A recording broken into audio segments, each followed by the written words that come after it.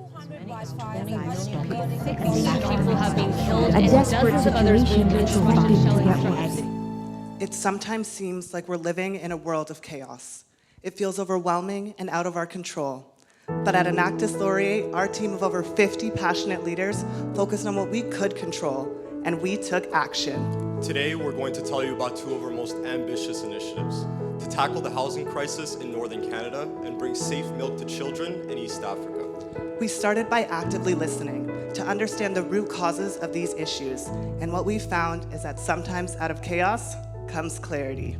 Housing is a fundamental human right, but in Northern Canada, over 31% of Indigenous people fail to meet one or more of the national housing standards with no affordable alternative. Over 47,000 people are living in overcrowded, unhealthy, or unaffordable homes, with a typical home in a remote northern community costing up to $900,000. And this is only part of the problem. Indigenous homes across Canada are being severely impacted by climate change. They're situated on land that's at risk of forest fires and flooding, and the permafrost beneath the soil is melting. And it's getting worse. Northern Canada is warming at 3 times the global rate. Last August, we flew to a remote community in the Northwest Territories to speak with those directly affected, and we learned why building homes in remote northern communities is so challenging. At a minimum, the homes need to meet the national housing standards, but that isn't enough. They need to be resilient to the climate impacts they are facing, as well as sustainable to reduce future impacts. They must account for the extreme cold in the most energy efficient way, the short building season, as well as the logistical constraints of bringing building materials to communities not accessible by road. We can't achieve this by building more homes the same old way. Traditional construction is a major contributor to climate change and does not prepare the homes to withstand climate impacts. By sifting through the chaos, the answer became clear. A new approach is needed that brings together existing housing innovations in a way that's never been done before. At Caponia Innovations, we've worked closely with experts over the past year and a half to create future-proof housing for vulnerable communities in Canada's north. The homes will be built with structural insulated panels that use a unique patent-pending process inspired by the marine industry, using fiberglass and composites to ensure the homes are watertight. And helical pile foundations will raise the homes above the floodline. The exterior will be sprayed using a fire-retardant coating made from sustainable cork. And to ensure the stability of the foundations, we are working with leading scientists to integrate thermosiphon technology into the piles to preserve the permafrost. Panels will be manufactured off-site to minimize on-site construction waste, and the insulating core upcycles over 600,000 plastic bottles.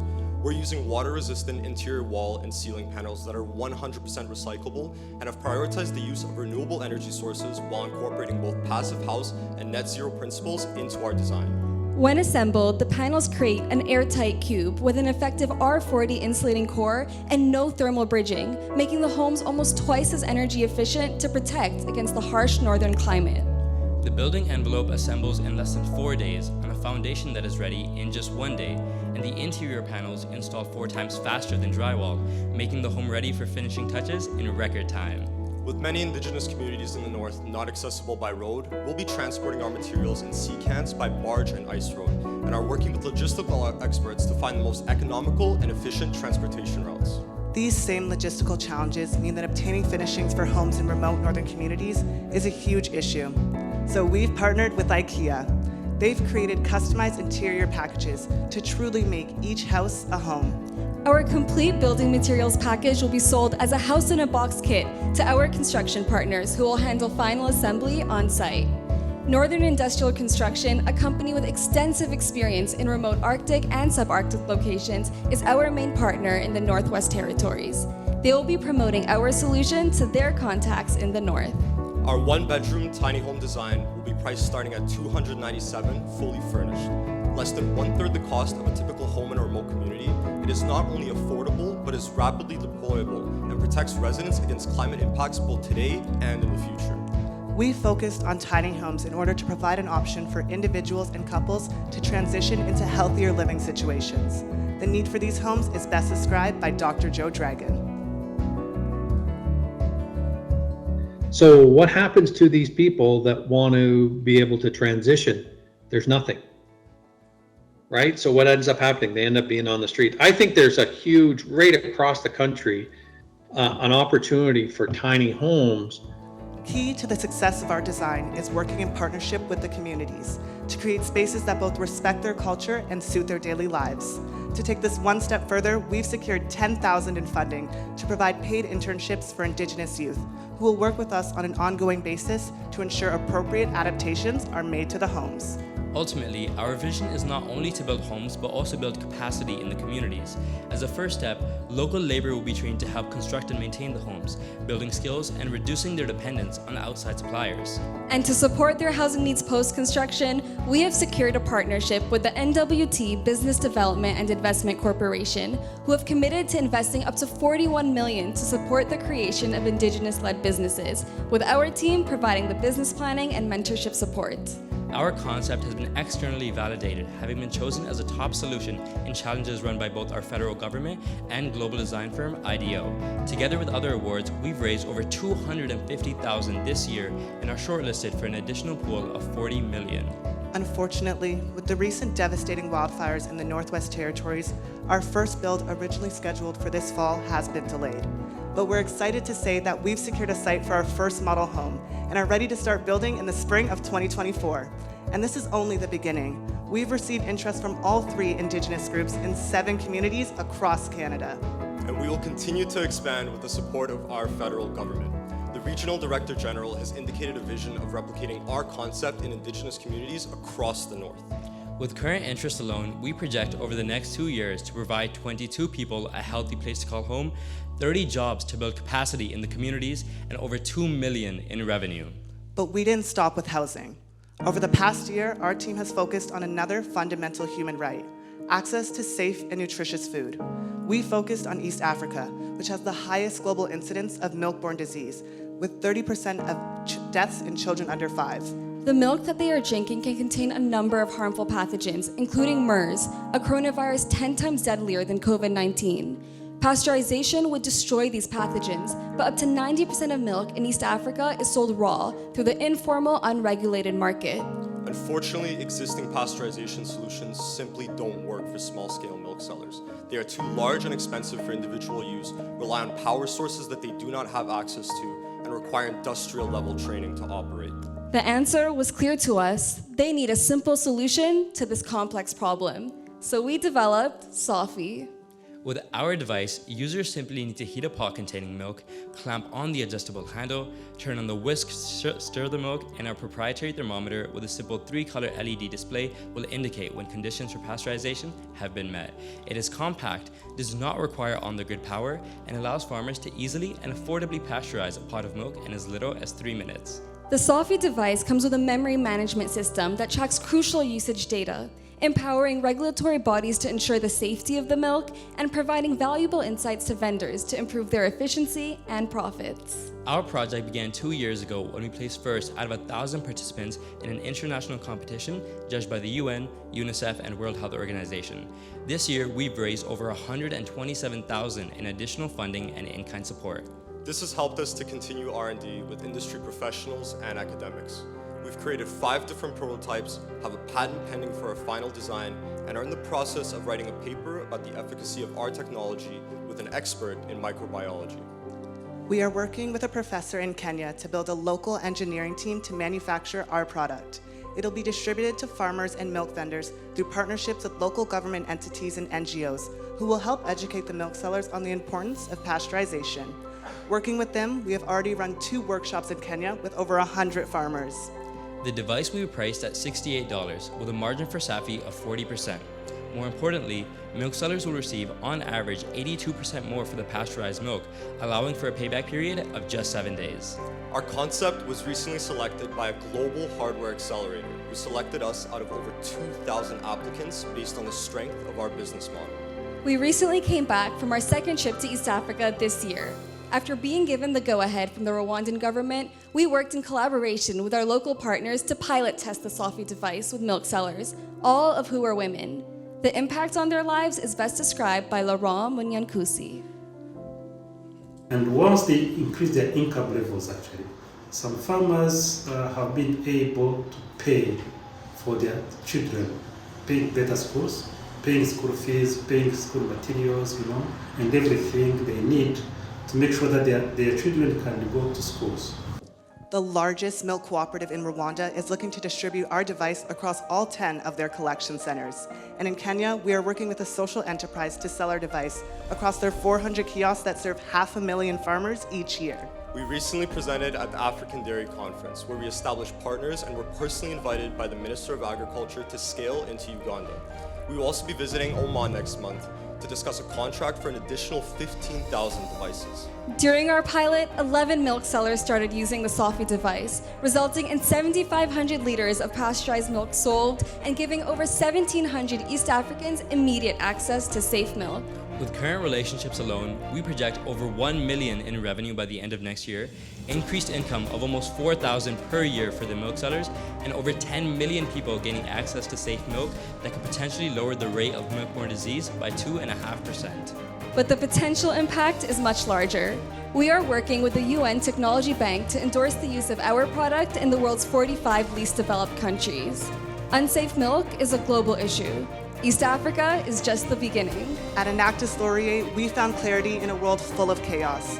Clarity to address fundamental rights for vulnerable communities around the globe. At Caponia Innovations, we took entrepreneurial action to tackle the housing crisis in Canada's north. We brought together cutting-edge innovations that address the devastating climate impacts they're facing. Creating future-proof housing that incorporates the voice of the community. To transition Indigenous peoples to a healthy place they can call home for generations. And at Sophie, we took entrepreneurial action to reduce the spread of milk-borne disease in East Africa. We created the world's first off-the-grid pasteurization device That's been successfully piloted with farmers, improving their livelihoods. Enabling families to feel confident their children are drinking milk that is both nutritious and safe.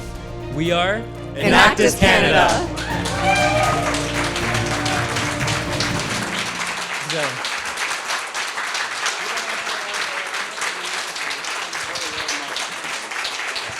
We will now start the question and answer period.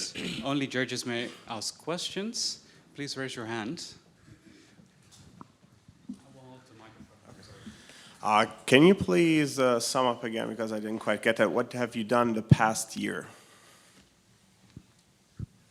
I can start off by describing what we've done for Sophie. For Sophie, we've finished our R&D earlier in this year, and we've taken 2 trips to East Africa to actually field test and pilot test the device. We went to Rwanda, Uganda, and Kenya, and now we have 11 milk sellers actually using our device, resulting in 7,500 liters of pasteurized milk sold. We're ready to build our manufacturing plant in Kenya, and so this year has been the fastest growing year for our team at Sophie.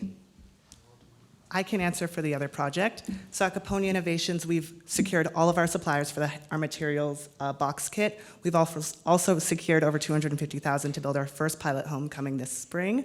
And recently, we actually just got out of a meeting with a community interested in building 8 homes, and they're drafting up a letter of intent to support women, Inuit women, to transition into a healthy place from abusive situations. And that project alone results in revenue of over $1.2 million.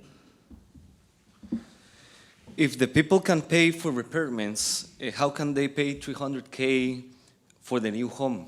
Plus the actual, destroying the actual house and the hotel for the days. In conversation with the Dene Nation Housing Secretariat and NWC Housing, we learned that between $250,000 and $350,000 is a sweet spot for affordability within these communities. Our home starts at $297,000, which translates to about 205,000 euros, which not only falls right within that sweet spot, but also comes in under the national affordability threshold for our target demographic based on their annual income.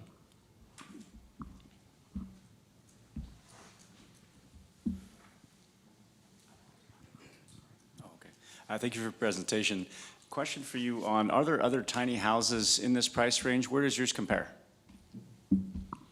There are other tiny homes in this price range. The biggest issue that these northern communities face is that they typically get an external solution that is not applicable to their environmental conditions. So whether it's not suited for their harsh northern climate or their cultural conditions as well, we're working closely with these communities to create tailored floor plans to ensure that it respects their daily lives.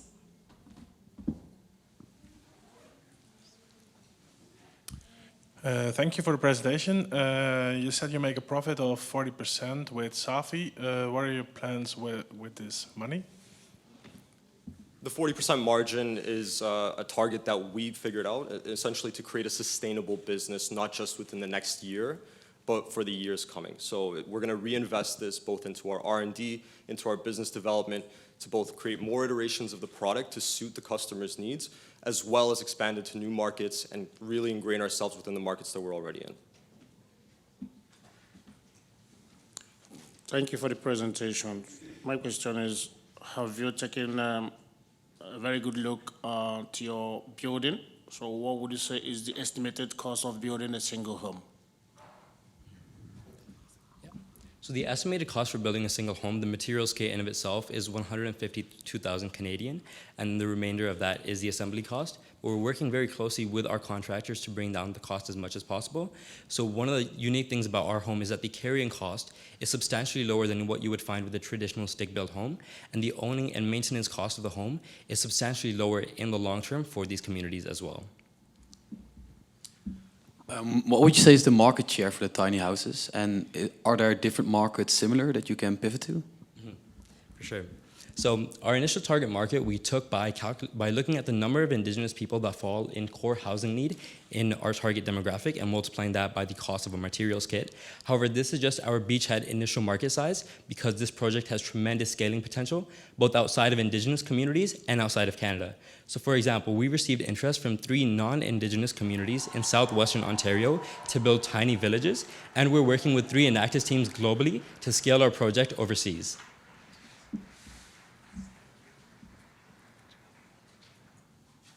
What production capacity do you have for Asafi at the moment? So we're working with a manufacturer in Kenya to scale our production capacity to be able to reach the forecasts. Currently, we have a production capacity that's set up for the pilots that we're running in both Rwanda, Uganda, Kenya, and Oman. So our next step will be to secure that manufacturer within Kenya to increase the production capacity to ensure that we can meet the scaling requirements. Your time has expired, I'm sorry. Please help me thank the Winfred Laurier University. Thank you.